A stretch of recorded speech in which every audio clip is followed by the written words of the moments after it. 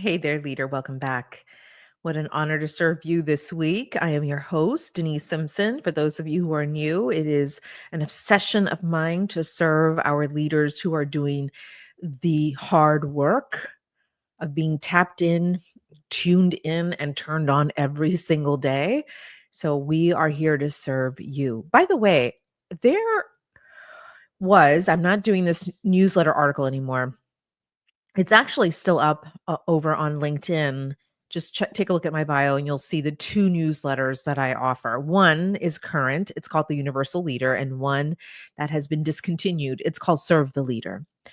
Serve the Leader, about 1,000 of you jumped on that newsletter because you were so excited to finally find someone who obsessed over you as much as you obsessed over leadership. And it was such an honor to do that newsletter article every single week to support you, the leader. We're not offering that newsletter anymore. We're now pivoting. I'm pivoting into this new era of leadership where we are focusing on the contemplative leader and the universal leader principles. But I bring this up because you have been my obsession since day one. I was a leader who struggled tremendously. I was a leader who was so egotistical, so narcissistic, so manipulative. I was very focused on my reputation, focused on my authority, and really put a lot of stock in my power. And I think coming from an environment where I felt like I had no control, I felt like I had no voice and that no one cared what I had to say, to then moving myself into this pipeline of leadership in my early 20s. Actually, 19 years old was my first manager role, and that was the manager of a Bath and Body Works store at 19. Oh my gosh. But I say this because before doing this work on self-awareness, this work on self-improvement, I was very much a leader who um, had interesting behaviors of coercion, manipulation. I was passive aggressive, all the things, all the behaviors that you have identified in your leaders today that have no business in leadership. But that's who I was. And so I had to do a lot of the unraveling. I had to do the therapy to resolve a lot of my childhood issues and traumas.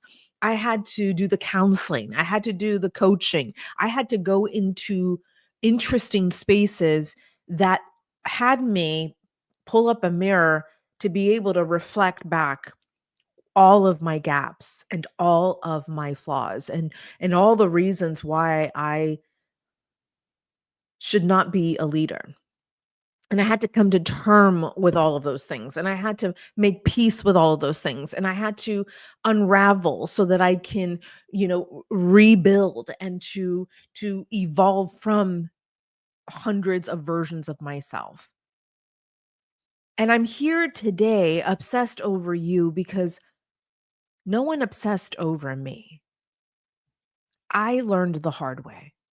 I learned the hard way. I learned about abuse of power. I learned about manipulation. I learned so many interesting things on this journey of leadership, and I have done the work. But no one took me aside and said, hey, that's not right. You need to treat your team better. You need to treat your people differently. You can't keep doing this. You're hurting others. This is not about you. It is about us. It is a we and not I. And so I bring this up because today's conversation is counterintuitive to what you have heard out there in leadership. And we're going to talk about why you can't serve the we without honoring the I. You can't serve the we without honoring the I. Now, I'm not saying I versus we. No, I'm saying I and we. It's important that we look at these two components, these two variables in leadership. The I, the leader, you, the leader, and them, the team, the department, the organization, your workforce. It's not I versus we, which is what I had experienced through abusing my power, abusing my authority. It was all about me, I, the selfish I, and not the I that honors her divine assignment, who honors her sacred responsibility, her connection to a higher and greater power. So when I talk about the I, that's what I'm talking. I'm not talking about the egotistical, narcissistic leaders out there, which I know personally because I was once that kind of leader. But I'm able to talk to you about this because of what I have discovered, how I have evolved, how I have moved forward, how I'm now spending my life and the rest of it, God willing, serving you, obsessing over you. Because nobody is here to save you. I know it sounds really, really interesting. What do you mean no one's here to save? No one's here to save you. We're counting on you, leader, to help us move the collective. You have to have done all of this work, the self-awareness work, the self-improvement work. That's what we're doing every single week together, aren't we?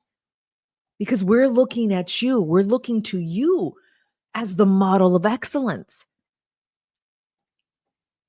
So back to the I and we.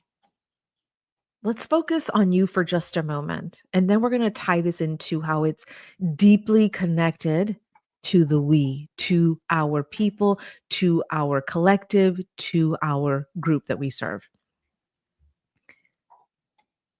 So the contemplative leader is highly connected to their divine assignment. There was an assignment put on you. Just look back. Find those moments. They may be clouded right now, but if you go back, you can find those moments where you can remember that, yeah, I had such a joyous, delightful time entering into the pipeline of leadership, but then things changed. People changed. I changed. And now I'm not fulfilled. Now I am like what Denise has described, maybe abusing her power right now. Maybe you're burnt out. Maybe you're overwhelmed right now. So go back in time to the moment or moments where you said, yes, you raised your hand as high as you could and said, I'm there. Get me there. Let me do. You had no idea what you were about to enter. You had no idea what you were saying yes to, but you did because you had that pull. You said, yes, get me in there. Let's go. I can help change the collective. I can help us evolve. I can help us move forward if we have to.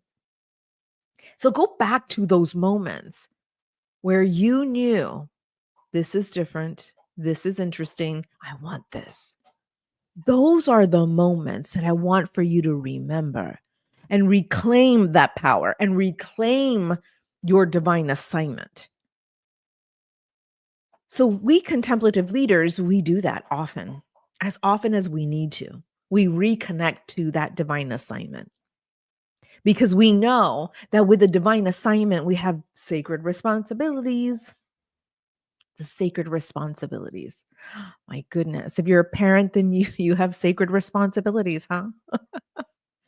And leadership, not that you are a parent and your employees are your children. No, they're your peers. So in that context, it's different, but still the same in that you have a sacred responsibility to choose wisely for them, to do the work on yourself first so that you can bring the team together, so that you can see them as their own individual, divine assigned employees, right? So you've got to do the work first, the I. So you can't serve the we without honoring the I. So you come first. And I know some of you are going, that's weird. Every single leadership style that I've learned is about them. It's about the team. Oh my gosh, Denise, like, are you kidding? That's too selfish. I didn't get into leadership to be self. No, hear me out. Just suspend your beliefs for just a moment for me, especially while we're on this podcast episode together. I want for you to suspend what you think you know about leadership. Just do that for me. Because I want to remind you that if you don't take care of you, the vessel, first and foremost, then you are of no use to the others. You are of no use to your people, to your children, to your families, to your communities, to your constituents. We have seen so many leaders out here abusing their authority, abusing their power because they have not done the work of honoring themselves first. They have not done the work of contemplative leadership style. They have not done the work implementing, embodying the universal leader principles yet. And they will, because this is an emerging leadership style that will change the way we lead our people forever.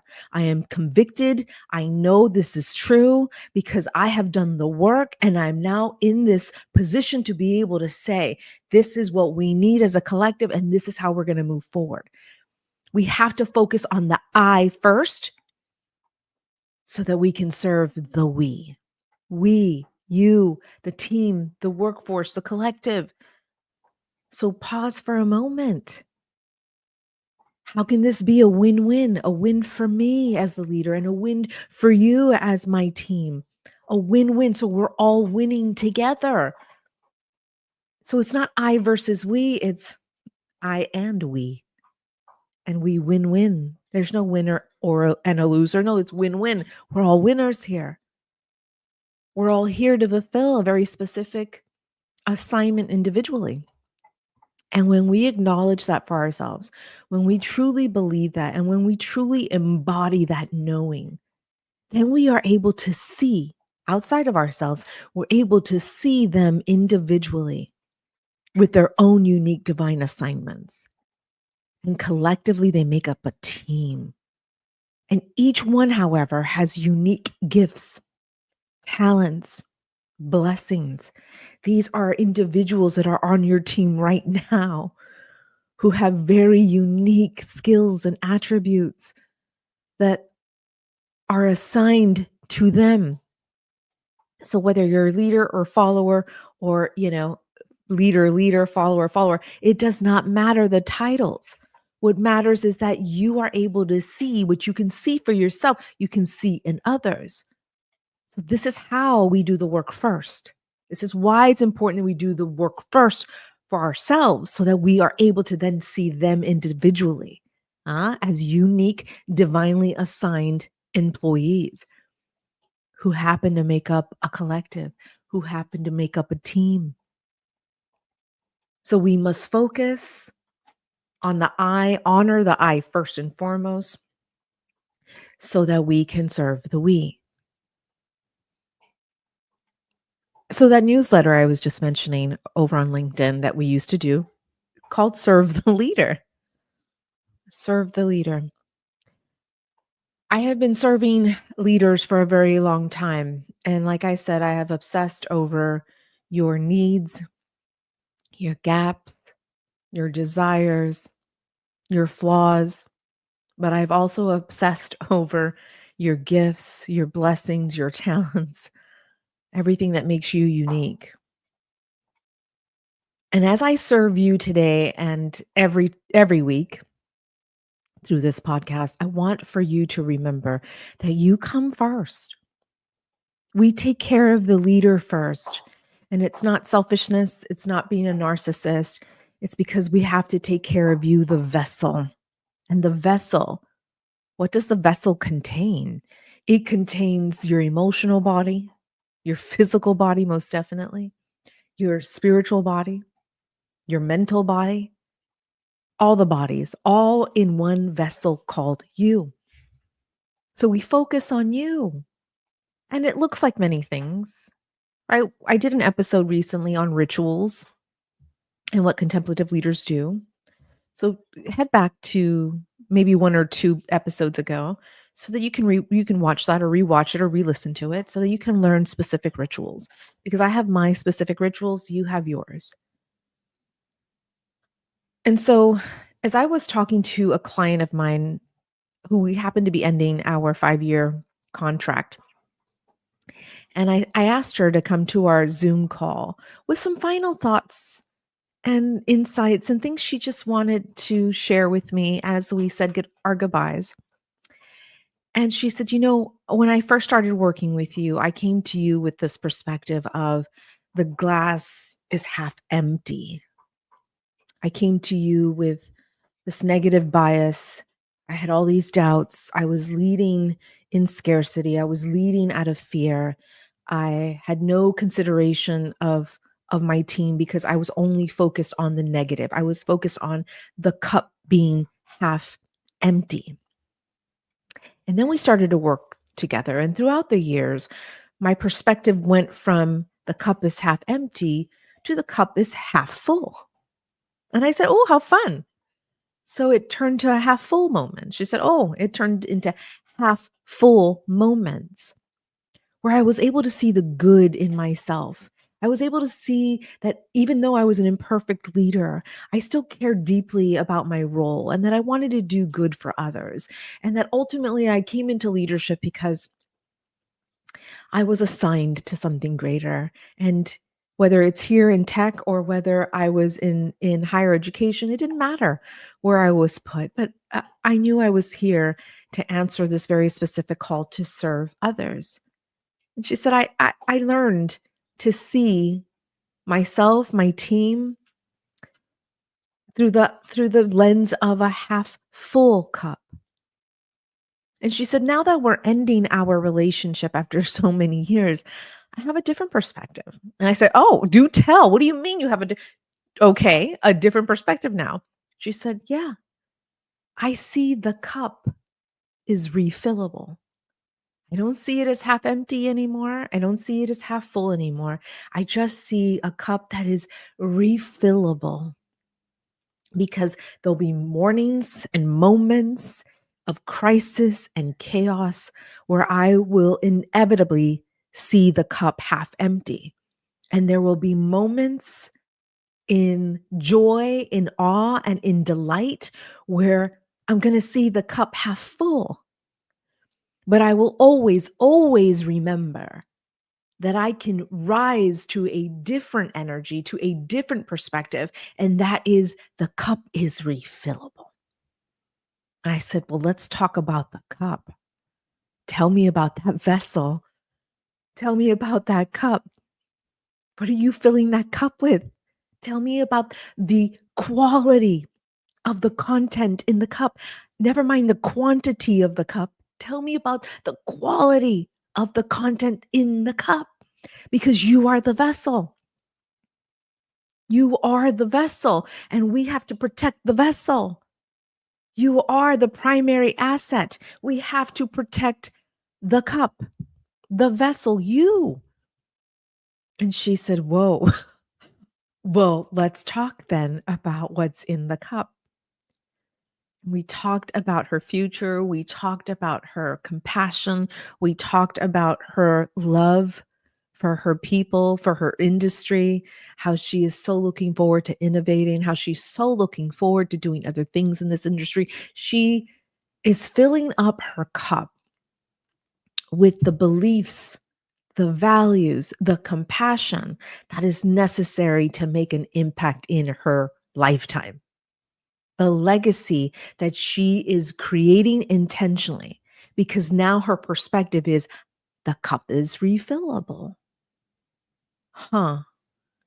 And now the inputs, what she's putting into her mind, into her spiritual body, into her emotional body, into her physical body is very different moving forward because she wants to protect the vessel. She wants to maintain the integrity of the cup. She wants to make sure it doesn't fall and slip and breaks into 1,000 pieces. She wants to protect the vessel. And contemplative leaders get to do that every day. And then it's not in the, uh-oh, yikes, fearful, oh my gosh, we can't break the cup. No, it's wow, the cup's refillable. What are we going to fill it up with today? Is it gonna be hot, warm cocoa? Is it gonna be a hot cup of coffee? Is it gonna be some electrolytes? Is it going to be some, b bone broth? I don't know. What's gonna be in the cup? What do we choose to put in the cup? Do we choose to put more negativity in that cup? More toxicity? More abuse of power? More thoughts about yourself being better than, greater than? Are you gonna put your hierarchy in there as well? Are you gonna put your title in there? Are you gonna choose to put other things in the cup? Because the cup's refillable. What are we gonna fill it up with? Tell me the quality of the content, not the quantity. So that was a wonderful perspective that she shared with me. And I share this with you because it is the inputs, what you're putting in to yourself, to all those bodies. Again, spiritual body, emotional body, physical body, mental body, all the bodies in the vessel. The inputs you put in the vessel will determine the output, will determine the outputs of your team members, of your departments. The inputs will determine the outputs. I've always told my clients this: tell me, or better said, show me the results that you've created, and I will tell you the quality of your thoughts. So the inputs determine the outputs, the results. And so we do this, again, not for selfish reasons, but because we are here with sacred responsibilities to serve the collective. So it's I and we, not I versus we. We have to care for these two components in leadership: the I, me, leader, you, individual leader, and the we. Who are we serving? Are we showing up for them? Are we protecting them? Are we providing a safe environment for them? Are we helping them thrive in their roles? If they're spending a third of their lives in their careers, what are we doing? Take some responsibility. This is the sacred part of the responsibilities that we have as leaders. We don't just show up to the office and pull our weight and delegate and make, demands. We show up intentionally because we've done the work on ourselves, because we've honored the I, and now we're ready to serve the we. It's I and we, not I versus we. So it's your turn, leader. Put some of this information into practice. What would it look like for you, the vessel? Well, how will you choose to see your role? What do you decide to determine, right? What do you decide on the quality of the content you're putting into that cup?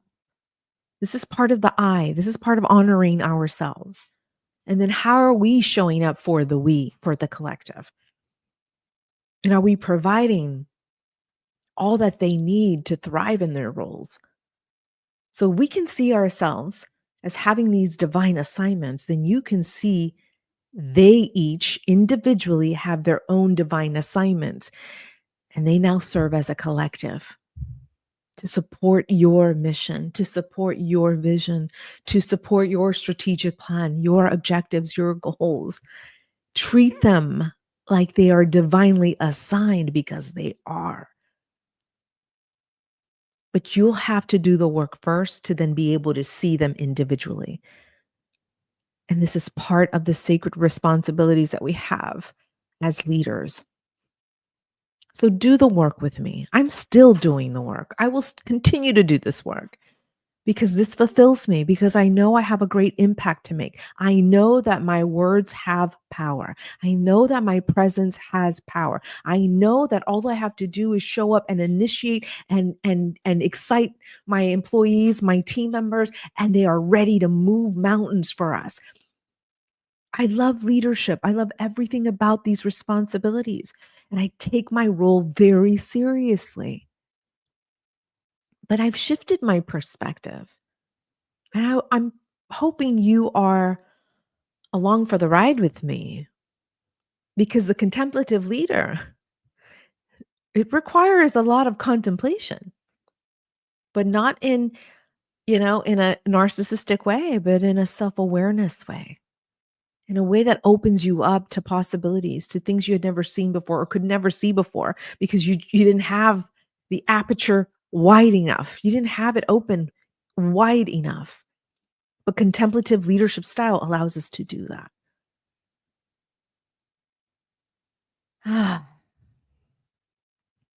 What a wonderful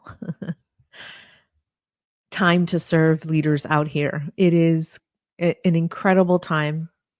And I'm honored that you choose to press play, that you choose to watch, that you choose to put this work into practice for yourself. Because this is all an experiment, you see. Leadership is all an experiment. Leadership is not about being stagnant. Yes, you can be still. Stillness is a strategy, but that is part of contemplation. But leadership is about a dynamic field of energy, and you are it. And you are it. This is not static work. You're the dynamic field of energy. It is surrounding you. And so we are moving quickly. Times are moving so fast. So much is required of you right now. And contemplative leadership style gives us the tools to do that. Thank you so much for your time today, leader. Reach out anytime over on Instagram or LinkedIn. I'm at Dr. Denise Simpson, and I am looking forward to hearing how this is working in your leadership practice. So I'm wishing you a great rest of your day. Remember, that cup is refillable. I'm about to go do that myself, actually. So I'll see you on our next podcast episode. Take very good care. Bye for now.